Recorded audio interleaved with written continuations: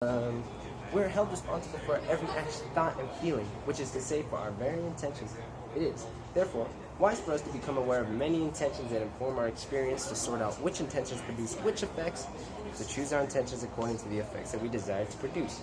Now, in saying this, I'm sure that some of you may be confused, but it's not. I can assure you it's not as complicated as it seems. Now, to put simply, based on the experience that we've had, we make decisions to reach the outcome that we desire. Whether it's good or bad, we've all utilized it in a way, in some manner. For example, Mr. Mummert, he assigns us speeches and homework to sharpen our skills. His drive to teach us his cause, assigning work the effect.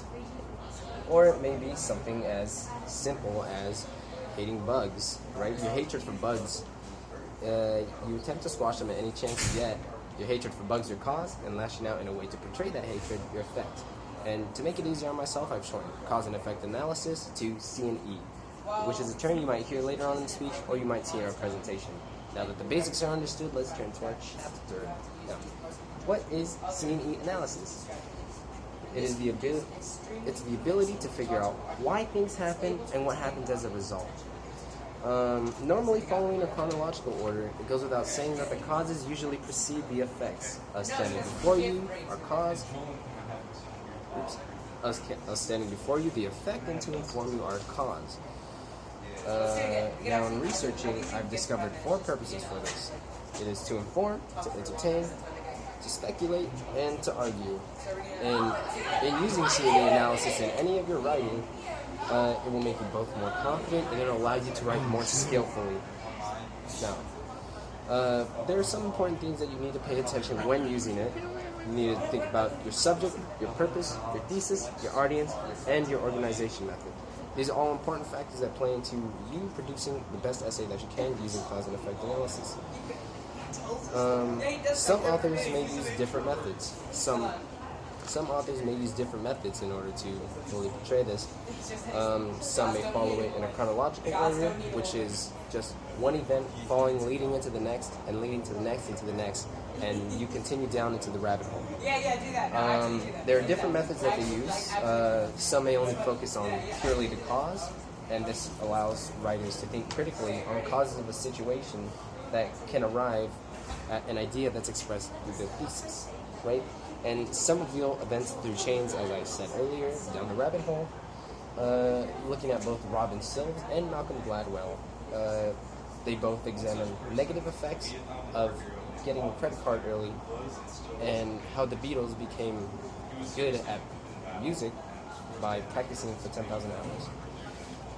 It really gives you that delicious feeling, you know what I mean? When you utilize cause and effect correctly. And if you're inexperienced, go ahead and try it out. As Mr. Mummert said, take risks. Now, I think Aaron has something to say about the essays.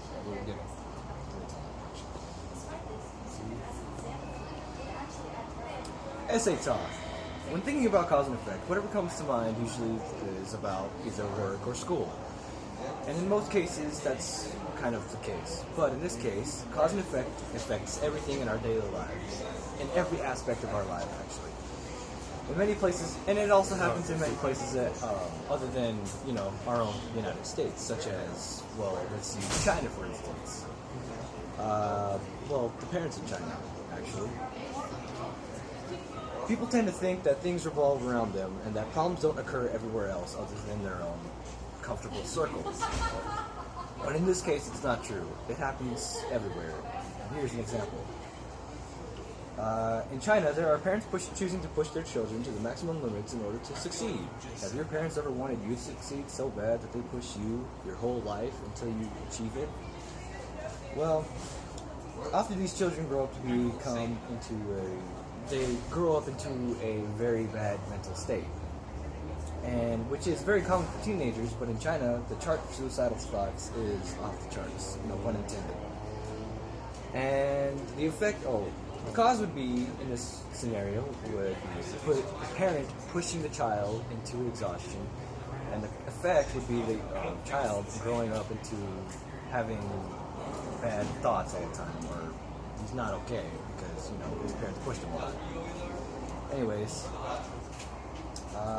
this all goes back to the whole topic of cause and effect. Oh wait, I already read that. What I'm trying to show you is that everything in life has a cause and effect. If you don't know it, everything you do affects someone or something. While I was reading, I learned that even our most cherished technology can be killing our own brains one by one on a molecular level. When you first heard about Google, everyone thought it was such a great invention. And it was a better push to the future. But as we learned, Google has started to become more dangerous for us.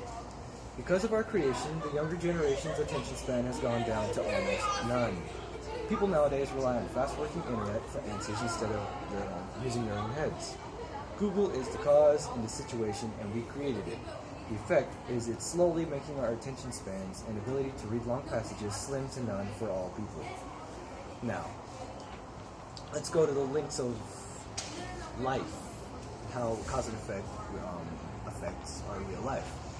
As human beings, we experience and use cause and effect very frequently in our daily lives. From choosing what to eat, what to do, what to think or say. An example for comparing cause and effect to real-world actions or physical applications is by thinking about Isaac Newton's third law of motion, which states that every action has an equal and opposite reaction.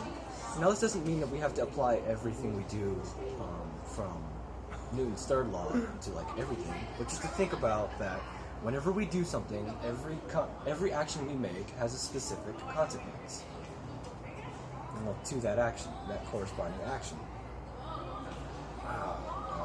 Let's see. Now, cause and effect in the conversation can go in any direction, and it can be in any shape or form, whether it be a topic that's brought up from a long time ago or something that's just recently happened. Cause and effect, an example we can use for cause and effect is two people arguing about sports. One guy says one sports team is better than the rest of any other sports team, and the effect would be whatever the other person's mentality would, or the effect would be whatever the other person would do, their final action. That would be the cause.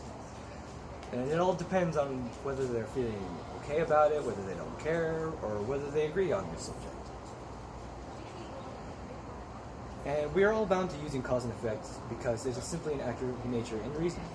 There's nobody that can choose to not use cause and effect. It's simply because, as stated before, it is an act of nature, and there's nothing that can stop us from experiencing or use cause and effect. Now I shall turn to Daniel as he explains what we have just talked about. Continuing the links to real life, everyone nowadays has access to technology. Everyone is really busy doing multiple things at once. Some of you will go home, and before you start your homework, you will put on some music and then get straight to work. Until you get a text from your friend, and you're going back and forth doing homework and texting your friend about stuff, and while listening to music, unless you are reading, because reading and listening to music is the hardest thing ever. You see, multitasking is literally impossible for humans, and science doesn't care. Science doesn't care what you say. You just can't. When you do multitask, you are giving your full attention to what you are doing, and you turn in poor work. Cause trying to multitask effect poor schoolwork. Lastly, let's recap everything we just went through. First off, Andy went into detail about cause and effect, how cause of one thing will affect another, and try to find out why it affects it. He also mentioned cause and effect analysis, which is to entertain, to inform, to speculate, and to argue. When used correctly, you will be able to develop your own style. Moving on to Aaron. He explains how parents in China push their kids so hard that the kids develop mental problems. He then goes on to say how Google is actually doing the opposite of what you think it is doing by making kids learn false information. Both great examples of cause and effect. Now Aaron goes on to talk about the links to real life. He mentions Isaac Newton's third law of motion on how every action has an equal and opposite reaction, basically saying how if you do something else will happen, the effect. Then he says how cause and effect happens in conversations, and how you could say one thing and somebody will have a reaction to that. Cause someone wants to put their opinion in, affect the other person's input on the matter. Then I said how when using the internet to try and multitask, you turn in bad work. And with all this said, we are. Thank you. You want me to?